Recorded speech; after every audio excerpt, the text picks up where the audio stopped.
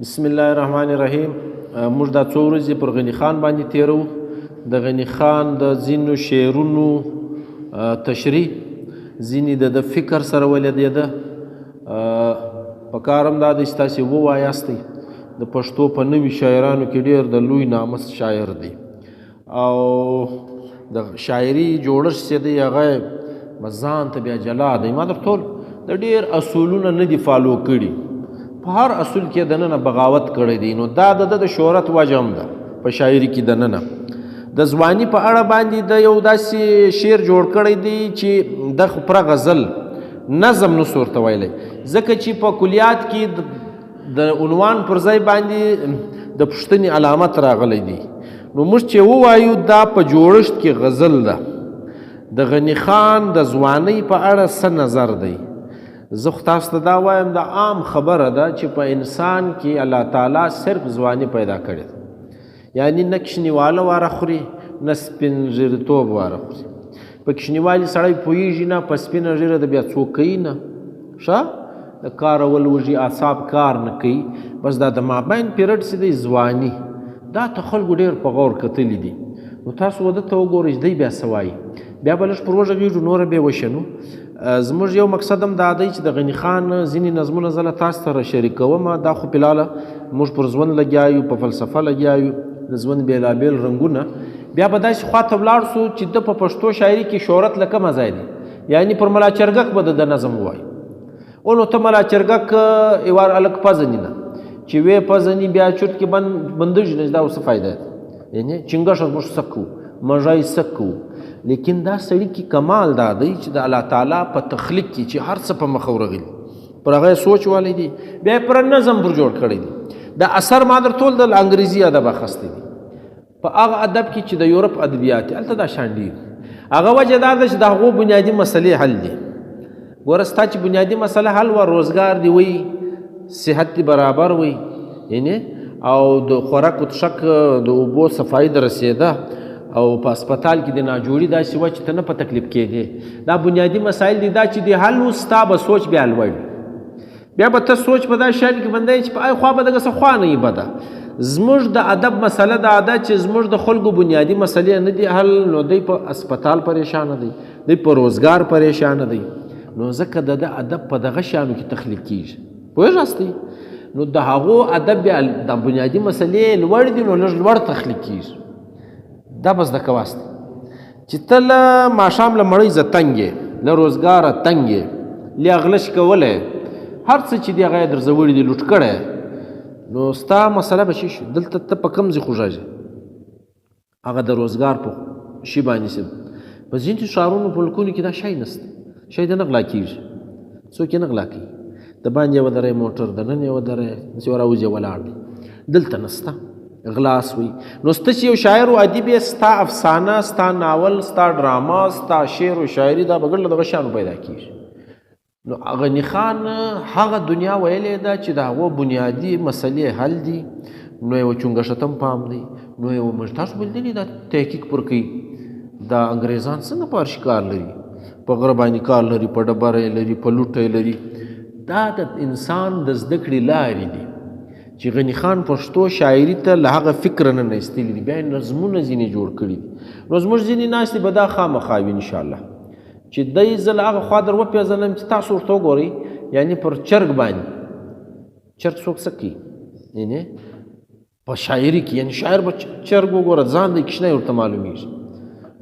دی به یې زه خو ډېر غټ سړی یم، زه خو ډېر لوی سړی یم، مږه څه کوم پر مږه.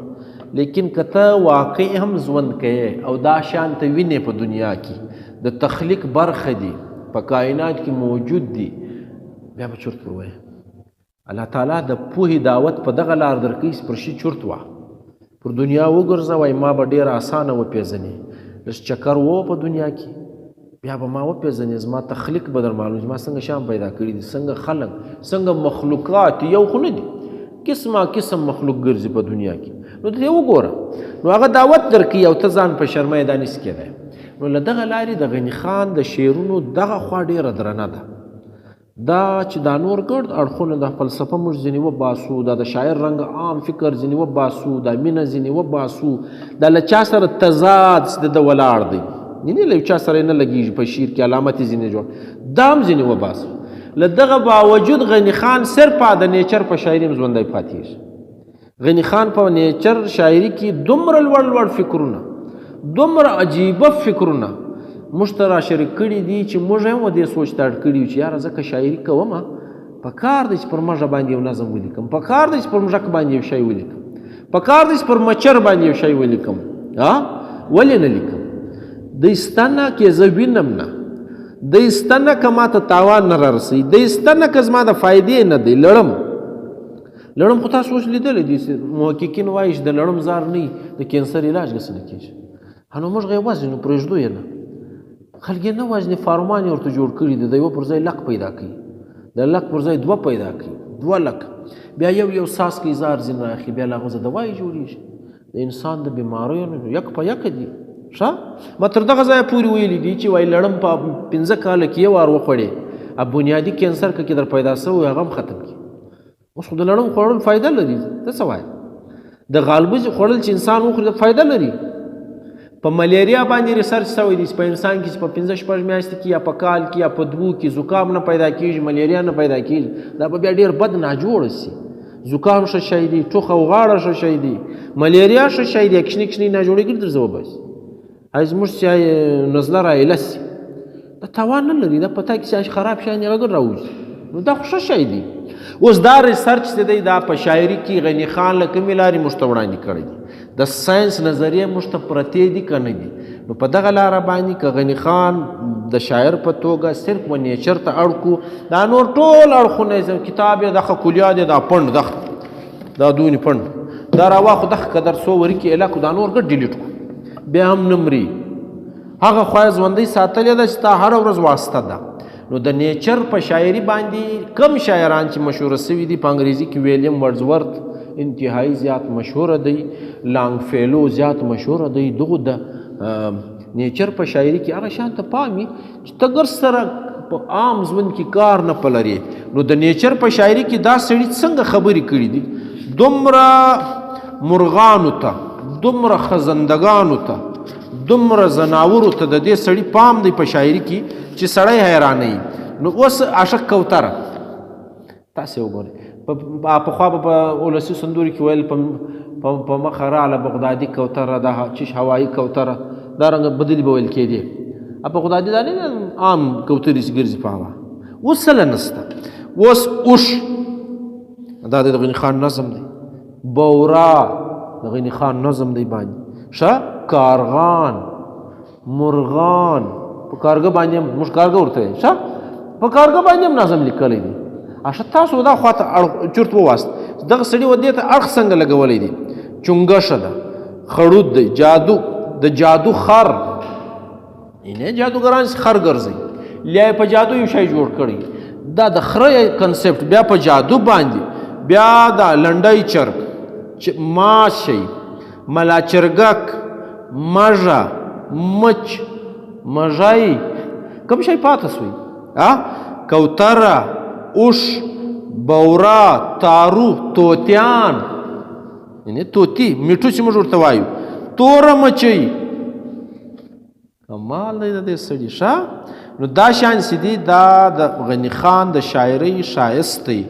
6 زمري، یوم نه 6 زمري، پر زمري باندې، پر لیوه باندې، پر ګیدړ باندې، په سپي باندې، دا څنګه شان دي؟ دا د ژوند د پاتې کېدو لارې دي. یعنی غني خان که موږ ګر سره ونه شنلی، د نیچر شاعري چې ده دا ډېر راپورته کوي. نو پکار دي چې نوي ځوانان د غني خان پر دغه اړخونو باندې ریسرچ وکړي، دا راپورته کړي. یعنی یو سړی پر دغه باندې باقاعده MPhil او PhD وکړي چې د غني خان نیچرل شاعري، پر نیچر باندې ولاړه د غني خان شاعري، یا د غني خان د نیچر نظمونه یا شعرونه، بیا که هغه ته شاعري د ننه شي ننوتو، بیا کې نظم لیکلی وي، کې غزل لیکلی وي، یو فرق یې نسته. نو غرض مې دا دی چې د غني خان په شعرونو کې به تاسو که چیرې لټونه کوله یا مو ویلی، نو د کوترې تر نظم د زر پښه مه اړوئ، په لیلا پسې مه ګرځئ، کوتره نظم یې وګورئ چې خبره یې چې کړې ده داسې شي ته به دې په کوتره کې پام سي په ټول عمر به دې نه اورېدلې داسې شي ته به دې په ملا چرګه کې پام سي په ټول عمر به دې نه ویل په چر کې به دې داسې شي ته پام سي چې په ټول عمر به حیران سي نو دغه شان به د ژوند هم دي او د څېړلو هم دي